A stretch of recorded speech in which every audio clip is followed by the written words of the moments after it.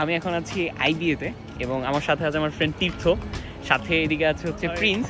আজকে আমরা ক্লাস শেষ করে এখন দুপুর লাঞ্চ টাইম।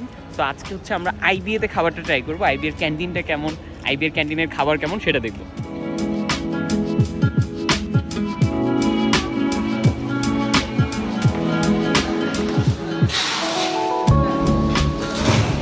আমি খাবারটা ট্রাই করতেছি। আমি হচ্ছে খিচুড়ি আর এখানে চিকেন নিছি, একটু ওভার প্রাইসে মনে হয়েছে আমার কাছে। 160 টাকা নিছে।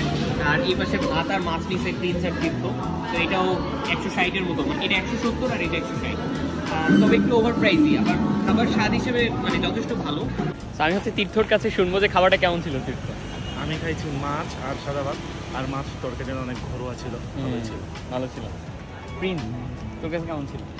ওভারঅল ভালোই ছিল, এটা মোটামুটি বাড়ির খাবারের মতোই লাগছে। মাছটা অনেক। প্রাইসটা কেমন ছিল? প্রাইসটা কি বেশি মনে হয়েছে? প্রাইসটা বেশি হয়েছে, বাট বাংলাদেশে সরি ঢাকার যে ঘরোয়া যে খাওয়া দাওয়া, এখানে যে আমরা ঘরোয়া খাওয়া দাওয়া পাচ্ছি, এই তুলনায় প্রাইসটা খুব বেশি না। ঠিক আছে, ঠিকঠাক।